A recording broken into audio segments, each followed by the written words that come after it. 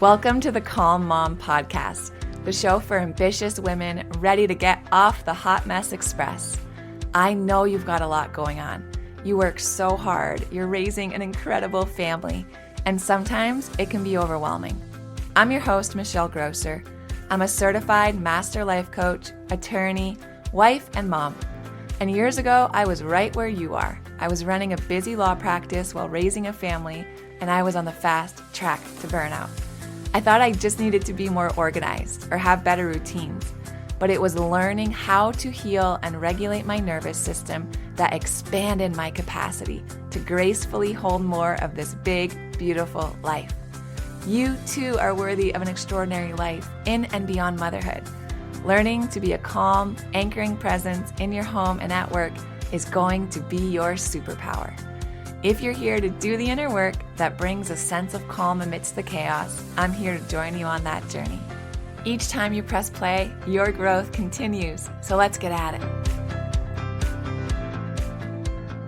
Hey, it's Michelle Grosser here. Thanks so much for listening to the podcast. Today on the show, we're going to go deep into what a dysregulated nervous system actually looks and feels like. I think we can be aware that when we're feeling triggered or irritated or annoyed or frustrated or angry, that we're dysregulated. However, I think dysregulation can show up in a lot of ways that might be surprising. It might be things that we're like, oh, that's just how I am.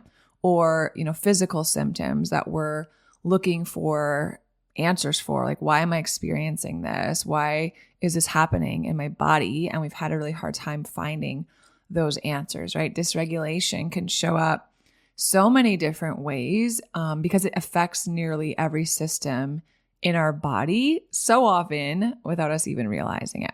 So if you are like me, and maybe you've been in seasons where you've thought like, man, why am I so tired? Like, why am I so exhausted? It's not even that I'm tired. It's that like, I just can't shake it. I can sleep 8 hours, 9 hours, 10 hours. I can take naps. I can try to like slow down and not be so busy and what have you, but I still feel fatigued, right? Or maybe it's showing up with like more of the mental focus and clarity and brain fog things. Like, why can't I focus like I used to? Why do I walk into a room and not know why I'm there? Why do I like sit down to read and then I find that I have to reread the same page 3 times because I get halfway through it and I'm like, whoa, I was just like the words were just going in and I wasn't even comprehending or like focusing on what I'm reading. Or maybe you're noticing that your fuse is really short, right? Even small things or things that you know cognitively to be small feel really overwhelming because your bandwidth is just it's just shot. So all of these, if you've been thinking about these things, might be signs that you are dysregulated. So what I want to do today is let's talk about what that means. Because until you kind of understand the root cause of these things that you're experiencing, you're probably going to keep chasing surface level fixes, right? There's so many Band-Aids out there. We all have developed coping mechanisms for different symptoms. And I think once we understand what the root cause is, we can actually go deeper and then heal at the root, right? Instead of continuing to try to put Band-Aids on it and then kind of be frustrated that it's not going away or it's coming back or what we're doing isn't working. So before we jump into the 10 ways a dysregulated nervous system shows up in our body, let's kind of just briefly touch on what it actually means to be dysregulated. Because that term gets thrown out there all the time, right? We hear it so often. Oh, I'm so dysregulated. Oh, she was dysregulated. Oh, my kids are dysregulated today. And we talk about nervous system dysregulation. We're talking about actually our autonomic nervous system. Specifically, we're talking about how our body can shift between different states or different branches or different circuits. So we know from something called polyvagal theory that our nervous system essentially has 3 different circuits. So we have our parasympathetic circuit. The nickname for this one you might have heard is rest and digest. And our parasympathetic circuit, that branch of our nervous system, is often what we'll refer to as feeling regulated. So when we say we're feeling regulated, man, I just want to be regulated. I felt regulated this morning. Wow, all weekend long, like I felt regulated. Usually what we're talking about is that we've been operating in our parasympathetic nervous system. Now, there's two other branches to our system, which is kind of like the gas and the brake pedals of a car, right? So we think about our nervous system kind of constantly shifting between, pressing the gas pedal and pressing the brake and kind of going between the two. That's how we drive a car, right? Sometimes we need to press the gas to go, and then a stoplight or stop sign or something happens in front of us and we tap on the brakes to slow down, but then we can, lay off the brake and start to accelerate again and press the gas. It's the same thing is true in our nervous system. So those two other circuits, the gas and the brake, the gas pedal of our nervous system is called our sympathetic circuit, our sympathetic nervous system. That's what we refer to as our fight or flight response, right? It's that go, go, go energy. The brake of our nervous system is what we call this dorsal vagal branch. And that's kind of like the shutdown or freeze response. Imagine you're driving on the highway and, an animal or something crosses your path. What do? You slam on the brakes, right? The shutdown, the freeze response. Now, ideally, our nervous system is flexible. What does that mean? That means that ideally our nervous system can respond to what life throws at us. Just like riding a car, right? Driving a car. We can respond to traffic and pedestrians and what's happening and the speed limit and all these different things. When we're good drivers, we're flexible. Hit the gas when we need to go, tap the brakes when we need to slow down, and we just kind of cruise, right? That is how we want our nervous system to be operating. That's how it's designed to function. Sometimes we need a little bit of that gas energy in our sympathetic nervous system. Sometimes we need to kind of shut down and slow down and rest and pull back a little bit. And we need the activation of our parasympathetic nervous system. But what happens for so many of us is that we're under chronic stress. We've experienced all kinds of traumas, right? Big T, little t traumas. We're experiencing states of burnout like never before. And what happens with these things is that they can lock us into one of the branches, and we kind of get stuck there. So we're kind of stuck in either high alert, sympathetic overdrive. The gas pedal is just pressed all the way down, and we're go, go, go, go, go without the ability to slow down. Or we've been dealing with chronic stress, or the trauma's been so big, or the burnout is so deep that our body's like, we got no gas left in the tank, right? There's nothing left to even send us into that sympathetic overdrive. We shut down. And then we're in kind of this dorsal vagal collapse.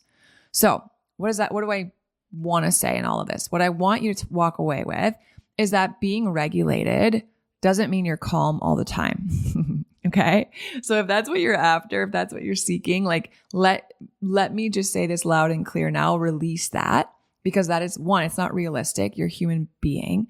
Second, that's actually not healthy. That's not a healthy nervous system. Being calm all the time means that you probably can't respond appropriately when you need some of that activation from your sympathetic nervous system, right? Sometimes we need to be able to respond to stress, or we have, something that requires us to just jump into action. So regulation, being regulated doesn't mean that we're calm all the time. What it means is that we can flexibly transition and shift between these states, right? We can respond appropriately, gas pedal or brake when we need to, and we don't get stuck in either one. We can return to this place of balance, okay? So a regulated nervous system is resilient and flexible and adaptable. A dysregulated nervous system gets stuck and it's rigid and it's reactive. So let's kind of take a look at how dysregulation, being stuck in either high alert or shutdown, might be showing up in your mind and your body and your emotions. So let's start with the body. Let's talk about some physical signs of dysregulation. And for me personally, when I was in my deepest state of burnout, the mental and emotional, so like mind and emotional symptoms of dysregulation had been happening for a really long time. And I didn't realize, I didn't notice. I just chalked it up to the season of life I was in and being busy or what have you, my personality, all these different things. And then the physical signs started to come in. And a lot of those I also chalked up to other things too, right? I need to clean up my diet. I need to exercise more. And all of those things were probably true. However, when I was doing them, right, trying to sleep more, trying to work out more, trying to do all these different things, seeing all the medical professionals, getting all the tests done because my body just felt like garbage. When I was trying to do all these things without really getting at the root, which was my nervous system was dysregulated, it didn't really work, right? It might work for a little bit. It might have felt cathartic. I might have had a few more ups than downs, but ultimately I would end up back where I started because I was still operating in a way that was dysregulating my nervous system and my body was responding to that. So let's kind of go through some of these physical signs of dysregulation. The first one is that if you're experiencing muscle tension, chronic muscle tension, right? Clenched jaw, stiffness in your neck, tight shoulders, aches and pains in your joints that can't really be explained, that is one of the first red flags of dysregulation. Why is that?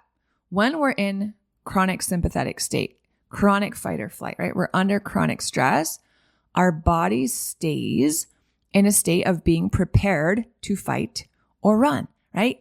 What does our body need to do to prepare for some sort of stressor or some sort of threat or the ability to mobilize and fight or run? We stay really kind of tight. We brace ourselves, right? Cortisol and adrenaline, our stress hormones, prime our muscles to be able to react and prime our muscles to escape danger. But if you're not literally running from a saber-toothed tiger, which most of us are not, right? The things that are stressing us out are like our schedule or our work or our unreasonable boss or our health conditions or our whiny kids or what have you. Our body does the same thing. It still tenses up in preparation for what we need to do next. But that tension just builds up because we don't release it. And then in the long term, over time, that overactivation of our muscles always being tense, right? The tension in our neck and our jaw and our back, clenching our jaw, pressing our tongue to the roof of our mouth, furrowing our brow, all of these overactivations increase inflammation in our body and it sensitizes our pain receptors, meaning that even really minor kind of aches and pains feel amplified. And our body, it's kind of like this cycle, our body just becomes this tension trap. Constant sympathetic activation, chronic fight or flight increases the output from our motor cortex and our amygdala. That's the alarm center of our brain. And it reduces our ability to downregulate via the prefrontal cortex, which is the part of our brain that's responsible for kind of that higher ordered thinking.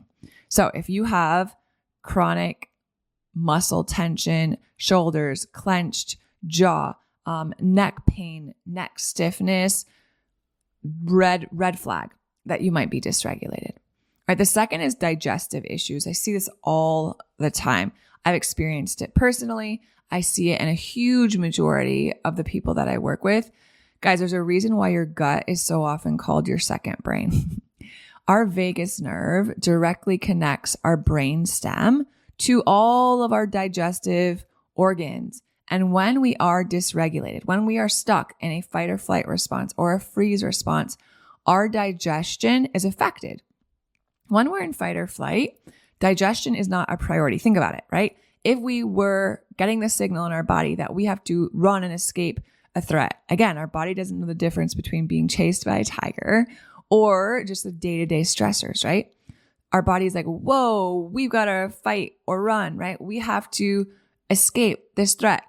There ain't no time for digesting our food properly, right? That's not a priority. A priority is get blood out of the gut and to the extremities so that our legs can run and our arms can fight. And then when we're in this state over a long period of time, that would no doubt affect our digestion, right? It's not a priority. Our brain and our body don't think it's safe enough to use our resources to rest and digest. So what does this look like, right? Chronic stress, our body deprioritizes digestion because it's using our resources to keep us mobile. It looks like bloating. It looks like constipation, diarrhea, acid reflux, nausea. Over time, that chronic stress really alters our gut microbiome. It reduces our stomach acid. It impairs our motility. And then what happens is that increased sympathetic tone suppresses our vagal signaling to our enteric nervous system. That's our gut's neural network. And chronic cortisol output disrupts our gut-brain axis and our immune response. And we experience it as digestive issues. And we think maybe it's something in our diet. We think we need to go through an elimination protocol and I'll have all these different supplements. And that may also be true, but the root is that because we're stuck in a fight or flight response, our body is just deprioritizing digestion because it thinks that's how it's going to keep us safe and ready to fight or run. And when that happens over time, huge impact on our gut health. So that's the second one. The third one is that we experience hormonal imbalances. And this is kind of the same idea as the digestive issues. When our body is in fight or flight, there's a whole physiological response, right? Our body is pumping out chemicals and hormones to help us fight or run. Cortisol, we talk about it all the time. It's a powerful hormone, you guys, but it's catabolic. What does that mean? It breaks things down. So when stress is constant, our endocrine system, just like our digestive system, shifts into survival mode. If digestion is not a priority because our body thinks we have to run from a saber-toothed tiger, reproduction is also not a priority, right? Reproductive hormone production, not a priority. Estrogen, progesterone get suppressed. What does that look like? We experience irregular cycles and we have increased PMS symptoms and we have really low libido. And what's happening is that our HPA axis is prioritizing cortisol, that hormone, our stress hormone, because that's what we need to fight or run, over our sex hormones. And that causes all of these different hormonal imbalances. And that's a big part, guys, of what eventually leads to burnout because of our adrenal reserves just get zapped. So those are some of the most common physical symptoms that I see in the people that present and tend to be attracted and work with me of dysregulation in their nervous system. Now let's take a look at a few emotional signs of dysregulation. And you guys might resonate with these. These are really, really common also. The first emotional sign I want to talk about is irritability and edginess. This was a big one for me. And I hated it. And it brought me so much guilt. And then it brought me so much shame because I'm like, dude, this isn't me. Like, why am I just annoyed with my kids when they're just trying to ask me a question? Like, they're earnestly just curious or they earnestly just want to know why. And I'm like annoyed by it, right? I'm irritated by it. Why does just the sounds that are happening in my house irritate me, right? Why do I just wake up feeling edgy, like just on edge before anything's even happened in the day? Like, that's no fun. No one wants to be around someone like that, right? I don't want to parent from that place. I don't want to operate from that place. But when your nervous system is dysregulated, you guys, even really minor stimuli feel like threats. So maybe we do snap at our kids or a partner, or we feel like we're constantly on edge, or we're going from 0 to 100 when no one's even done anything, right? And I just want to tell you, like, I had to learn this and I want to share it with you. It's not you, right? This isn't like some big character flaw. It's your physiology. It's a symptom of an overactive amygdala. It's a reduction in your capacity. It's a reduction in the capacity of your prefrontal cortex to inhibit emotional responses. Your body is taking over because it can't handle anymore. And it shows up as us being irritable and edgy. And when we've been under chronic stress, that weakens our prefrontal and amygdala communication. Prefrontal cortex, that's the part of our brain responsible for us showing up how we want to show up, right? Being able to see things from different perspectives and access higher ordered language and thinking and our executive function and just really our ability to like be a good human being, think before we speak. That's weakened when we're under chronic stress. And what happens is that our amygdala, the alarm center of our brain, is just going haywire, right? Stress, respond, we're under attack, prepare. And the communication between those two parts of our brain is weakened when we're under chronic stress. So it makes us more reactive. It makes sense. It makes it really hard for us to be able to think before we speak. And it's not fun for us, and it's not fun for the people who are around us, right? It's a sign of dysregulation. And then the fifth one is overwhelm. And this was big for me too. And you guys can probably relate to this. It just feels like too much, right? All day long, we're just like, man, I'm just so overwhelmed. I have too much to do today. Even the small things feel like they're too much to do. We procrastinate, right? We're stuck in analysis paralysis. We have a hard time like sitting down and getting things done. We don't even know where to start. There's not enough time, right? There's too much to do. There's not enough help. It's a sign that our nervous system is maxed out. It's a sign that our window of tolerance has shrunk.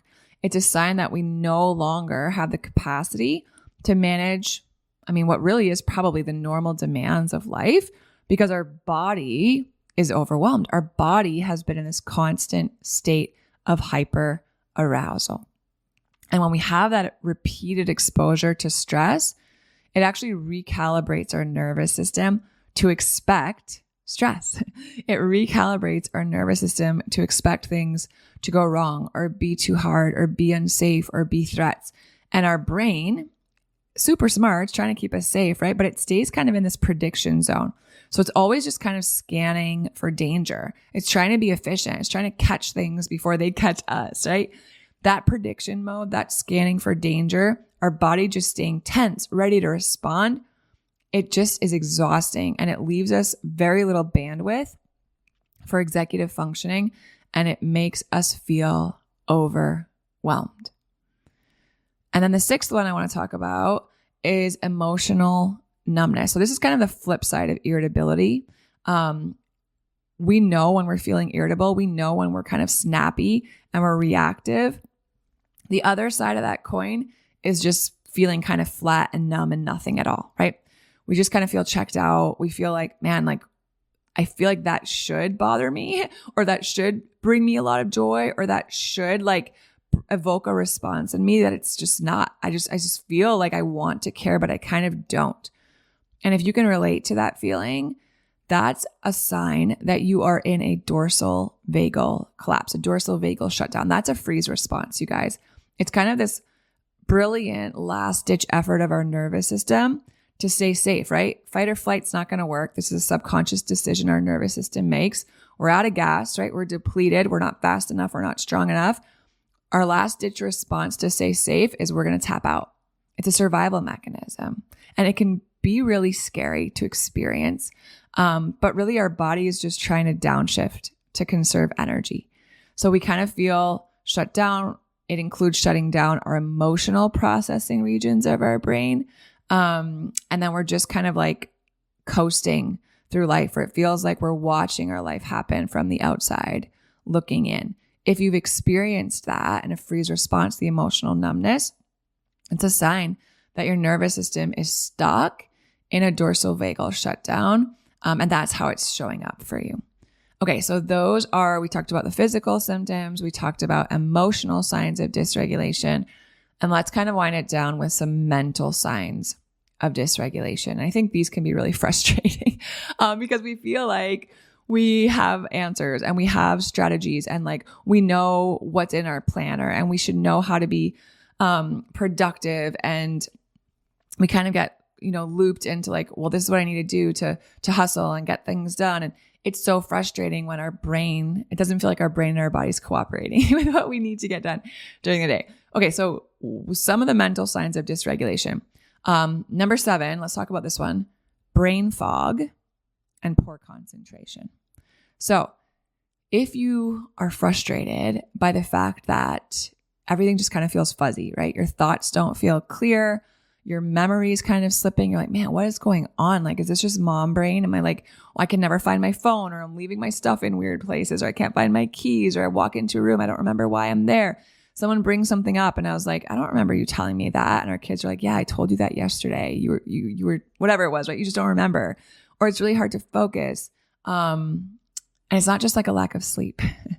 Our chronic stress impairs the function of our brain, particularly how memories are formed.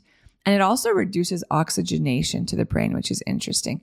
When we're under chronic stress, those high cortisol levels that get pushed out damage our neurons in the hippocampus and they slow what we call neurogenesis. So that's brain cell renewal.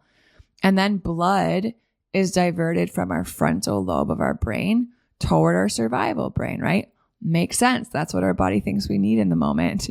But that impacts our higher order thinking, and it can result in us experiencing brain fog and poor concentration. And then the next one I want to talk about is hypervigilance. And you might resonate with this.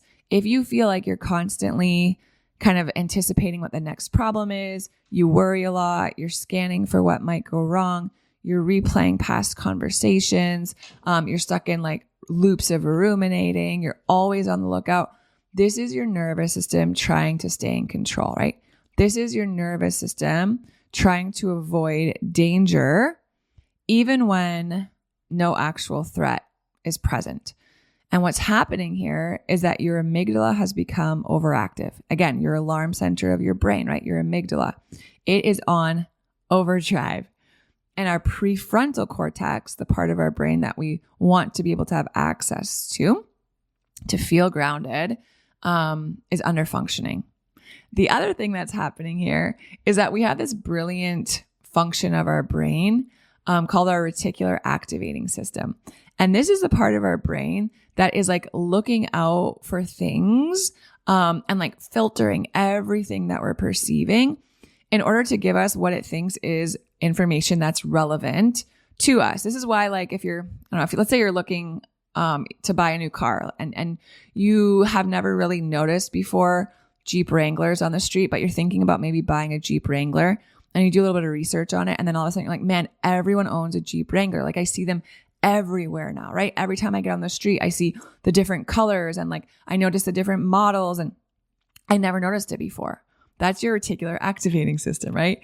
Right now, my daughter is obsessed with wanting to get a cat, and she is researching cats and thinking of names to name her cat and thinking about all the things she needs to do to prepare to like take care of a cat.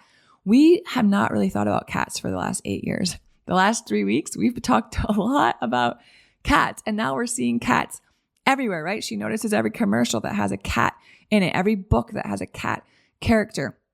When we're out on the street going for walks or going to the grocery store, she notices stray cats everywhere, right? It's the reticular activating system. Our brain is scanning for things that it thinks is relevant to try to help us be more efficient, right?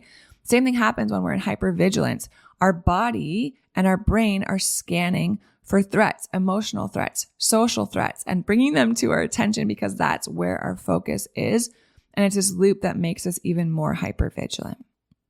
And then finally, the last two I want to talk about are poor time awareness or task management, and then kind of feeling like we're unable to express ourselves emotionally. So when it comes to poor time awareness or task management, I mean, maybe you guys have felt this, right? Like either time goes by really quickly and we're like, man, where did time go? It's already the end of the day and I feel like I didn't get anything done today. I feel like this sometimes. Or like we don't even know where the time goes, right? Stress affects our ability to prioritize. Stress affects our ability to initiate tasks, to delegate, to prioritize, to remember what we were doing. Because dysregulation reduces the activity in that part of our brain, our prefrontal cortex, that CEO part of our brain. And then again, it increases cortisol, and that impairs our short-term memory and planning. And then finally, this emotional inexpressiveness. It kind of goes back to kind of being in that state, that free state where you're feeling kind of flat, but not so much as an out-of-body experience, more so as in struggling to really feel our emotions, to realize our emotions, to name our emotions. If you struggle with this, you're not alone, right? It's often a coping mechanism rooted in early trauma or long-term stress. Our body learns to suppress, and our body learns to repress feeling as a form of protection. So if you've been in chronic survival mode, that reduces activity in a part of our brain called our insula, which is the part of our brain that actually is aware of and takes in information of the sensations of our body, right? We call that interoception. And emotional awareness can be a part of that. And when we are in chronic stress mode, chronic survival mode, it reduces the activity in that part of our brain. So it literally reduces our ability to notice the sensations in our body, and then it results in really low emotional awareness. So if you find that you are not experiencing a full range of emotions, right? You tend to suppress anger or frustration or disappointment or grief or sadness or what have you. And then on the other end of the spectrum, it's really hard for you to access joy and delight and like all of these wonderful emotions that we want to experience more of. It could be a sign that your nervous system is dysregulated and how that's showing up in your body. Okay. Why does this all matter? It all matters because I want you guys to have awareness that these symptoms are signs of a dysregulated nervous system. So often they get either misdiagnosed, right? Or they're just dismissed. A lot of times we do this to ourselves, right? Well, it's just being a mom, right? It's just how life is. I just need to push through. But this is not true. It's not just how life is, okay? It's dysregulated nervous system. And this is good news, you guys, because your nervous system is neuroplastic. What does that mean? It means it can change. It can heal.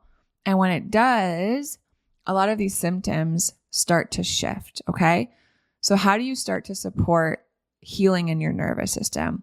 A shift out of these dysregulated states. And that doesn't mean you're never going to get stressed again, right? That's not real. Life's going to keep on lifing. What it does mean is that your body can appropriately respond to the stressor in the moment. And then when that stressor has passed, your body feels safe enough to come back down to baseline stress level. You don't get stuck there. So what kinds of things can we start to incorporate to support nervous system healing? There's so many. Like this is literally what I teach inside of my programs. But I want to go through just a few of you and just like pick something that resonates and start to incorporate it in your day-to-day. This isn't like a huge big overhaul. This is like slow, intentional progression, right? Morning sunlight. Like, can you get morning sunlight into your eyeballs in the morning to support your circadian rhythm and start to regulate your cortisol? Can you include prayer in the morning, meditation in the morning to activate that parasympathetic response and help you shift out of fight or flight so you're not stuck there every day? Can you move your body, right? I'm not talking about going to CrossFit. I'm talking about slow, intentional, gentle movement, stretching, Pilates, walking. Can you get curious about how you feel emotions, right? Do you tend to suppress or repress? How can you start to cultivate healthier emotional expression? Breathing exercises, grounding exercises, right? Boundaries, like hello, what amazing self-care setting good boundaries might be, right? Preventing yourself from being overextended, protecting your energy, protecting your bandwidth, protecting your attention, protecting your behavior, and then just being present.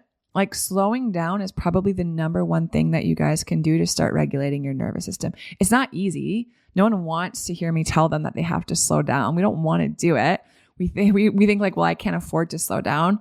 And I'm here to tell you that you actually can't afford not to, right? Can you slow down and tune into what your body actually needs? Because restoration, you guys, it does not come through doing more. It does not come through hustling. It does not come through pushing through. Nothing heals by pushing harder. It comes through stillness. It comes through presence. It comes through trust, right? A few weeks ago, my kids were memorizing Psalm 23. He makes me lie down in green pastures, right? He leads me beside quiet waters. He restores my soul. That restoration comes through stillness and presence and trust, because we weren't created to live in constant survival mode. With the right tools, with the right support, you don't have to, you guys, okay? So if you haven't yet, go ahead and grab my free nervous system reset guide. The link is in the show notes. It's packed with a lot of this information to get you started in regulating your nervous system if these symptoms of dysregulation have resonated with you, okay? There's a few tools in there that you can start to help calm your body and shift the state of your nervous system out of a like quote unquote dysregulated state, right? Being stuck in fight or flight or freeze and coming back to a place where you start to feel like yourself again. So the link for that is in the show notes. All right. Thanks so much for being here with me today. I love you guys. I'll talk to you soon. If you love Mommy's Polygraphs, leave a review. If you enjoyed this episode, It would be so awesome if you could take a moment to subscribe and rate the podcast. And if you have just a few more seconds to leave a quick review, they really help to get this podcast out to other moms like you. I read every last review, and trust me, when it's late at night or early in the morning before my kids get up and I'm working on bringing you all of this content, your reviews are what keep me going. Leaving a review is truly the best way you can thank me. And of course, DM me on Instagram. I love to hear from you.